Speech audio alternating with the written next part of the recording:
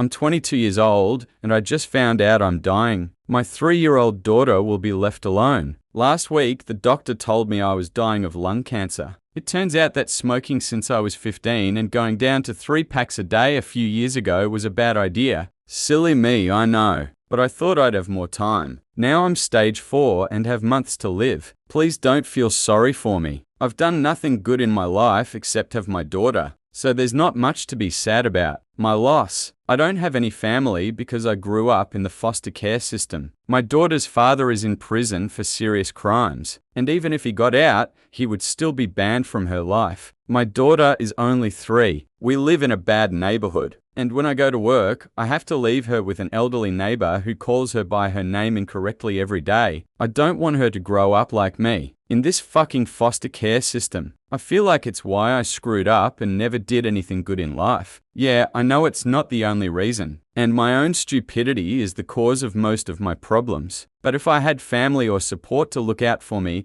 everything could have been better. I just want to give my daughter a chance to live a better life than I had. And I have an idea of who could take care of her. One of my closest friends is a co-worker, and she's amazing. I'm at the bottom of my job right now. Like, if there are layoffs, I'll be the first one fired. But she's the best employee and makes serious money. She has a good husband and child. I want to ask her if she'll agree to adopt my daughter when I'm gone, but I know it's unlikely anything will come of it. The thing is, my coworker and her family are black, and my daughter and I are white. We both have blue eyes and skin that doesn't tan at all. There's no way I can ask my friend to adopt my daughter and put her family through all the hassle that entails. But then my little girl will grow up just like me in a shitty system, with only $1,000 in my will and my mother's necklace to pass on to her. I don't know whether I should pluck up the courage to ask a close friend to take my daughter, or just suck it up and work as hard as I can to leave my daughter as much money as possible. But either way, I've failed as a mother, and I'll literally take this regret to my grave. Edited. Okay, I contacted her, and we were able to arrange a meeting at a cheap bakery where you can eat inside. I'm going to ask her if she'll adopt my daughter. That way, if she says no,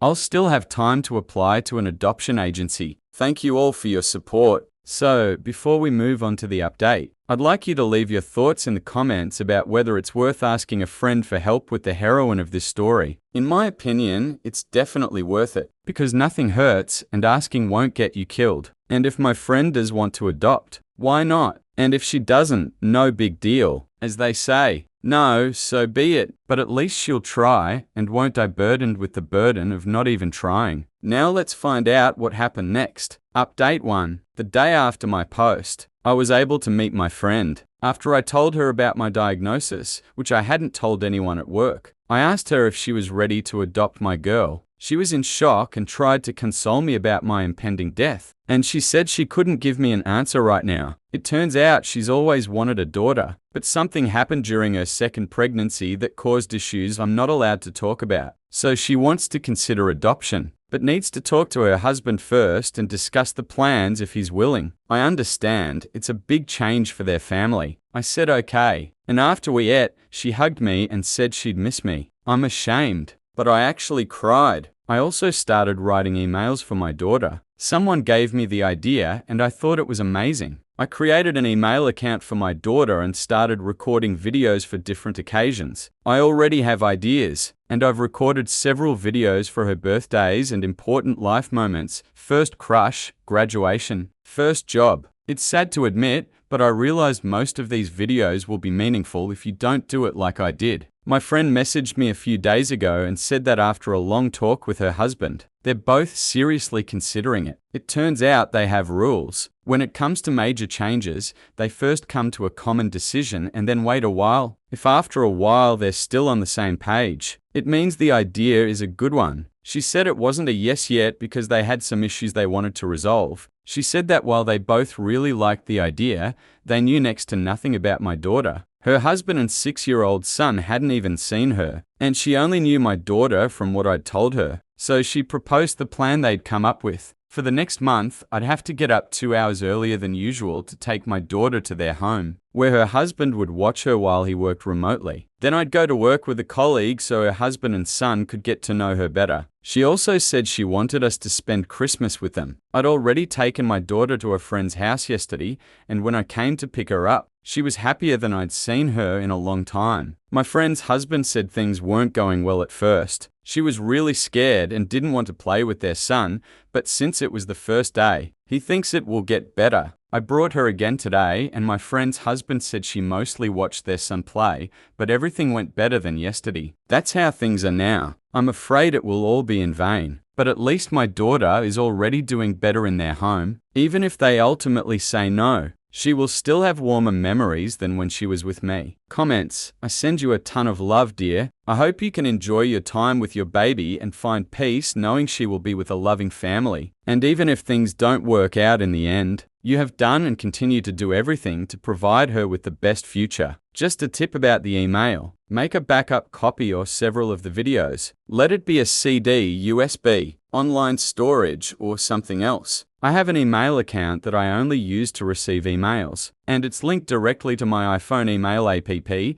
so I don't access it directly through Gale. So, one day I got an email saying that because the email account hadn't been active for a long time, it would be closed in a few months. I just sent myself a few emails, but that could happen, so please back it up. She'd definitely appreciate it. Thank you, author. I'll try to back up all my videos. I think if my friend agrees, after all this, I'll tell her about the possible deletion of the email account so she can help prevent it. The thought of making all these emails and having them disappear before my daughter gets a chance to see them terrifies me. I'm just an internet stranger, but as a mum, I want to say I'm proud of you. Everything you have is concentrated in your daughter, and that's what makes you a wonderful mum. I'd like to add to the email idea. If you can, take a few sheets of paper or a small notebook and write down your favorite recipes, including all the little touches and tricks that only you can do. Give it to her, and one day she will proudly say, I made my mother's food. Write down some of the little happy moments you experience in your remaining time, not in an email, but in your own handwriting. After all, she will cherish this for many years, and it will be a real, living connection with you. Write down the places you like to go, your favorite color, your favorite music, little pieces of you, so that she has something physical to hold in her hands when the going gets tough. Sending you all my love. Author. I was thinking of writing a letter for my little girl's 13th birthday. The only thing I have left of my mother is a necklace that has always been with me. I don't know exactly what it is,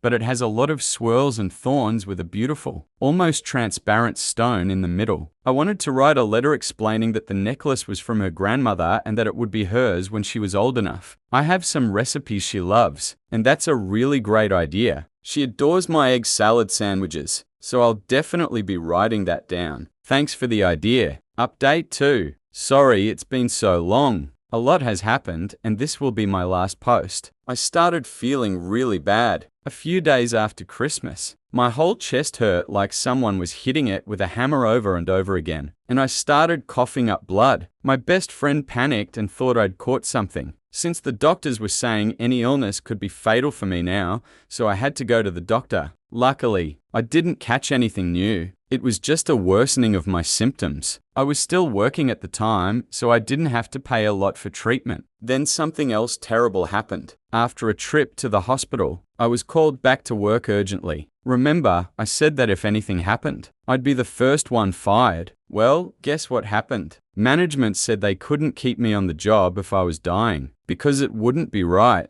My illness is clearly reducing my productivity, and my colleagues are forced to work extra hours for themselves and for me. They say it wouldn't be fair and all that. I understand that I've been causing a lot of problems for my colleagues since my diagnosis, but I didn't think they'd complain about me to my boss. What a fool I am. Of course, I was a burden to them. I was hoping to work at least until the end of the month to pay the rent. After all, I barely had enough money for utilities, rent, groceries, transportation, and hospital bills. And then my best friend came to the rescue. She and her husband agreed to adopt my baby girl. She shared some plans with me, but I said it would probably be better if my daughter moved in with them right away. She asked, Why? And I confessed that I'd been fired and wouldn't be able to take care of both of us with my tiny savings. Then she said we could both move in with them. They have plenty of guest rooms in their house, and I can choose anyone. I swear, I tried to refuse, because her family already does so much for us,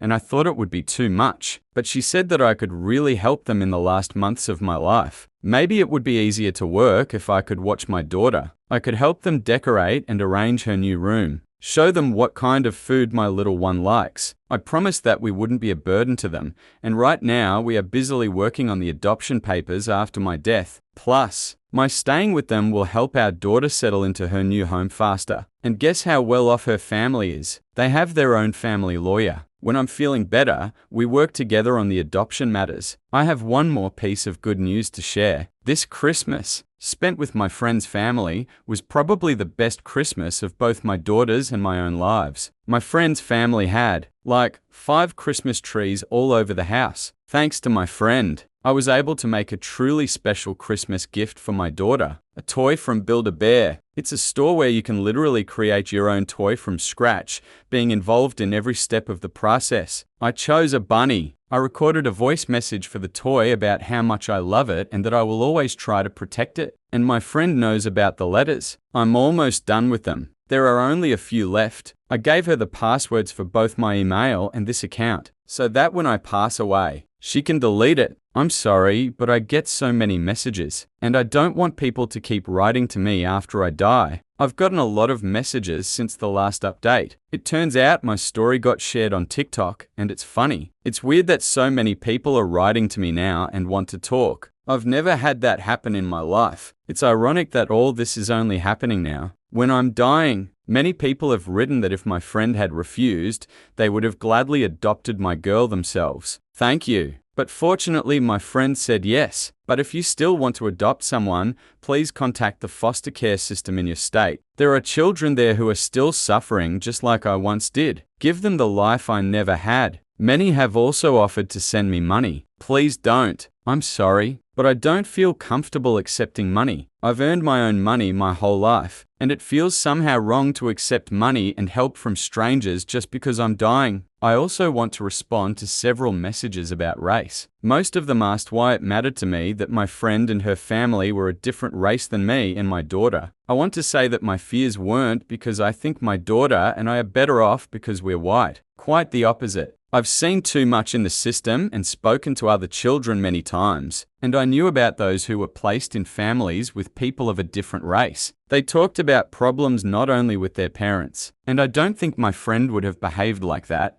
but also with the outside world. They were insulted. One child told me how some old woman yelled at him in a restaurant, and the parents then tried to stand up for him, but it ended in a fight. So yes, I was afraid that her family and my daughter would face the same hatred as the adopted children I knew. But I can't let my fears about a bunch of idiots ruin my daughter's life. Anyway, this is probably the last time I write here. I don't want to waste my remaining days. I even thought about taking up painting again. I painted in high school until I quit. In literature class, we read a classic novel about a world where books were banned. I don't remember the exact quote, but at the end of the novel, the hero said, "You haven't lived your life in vain if you leave something behind."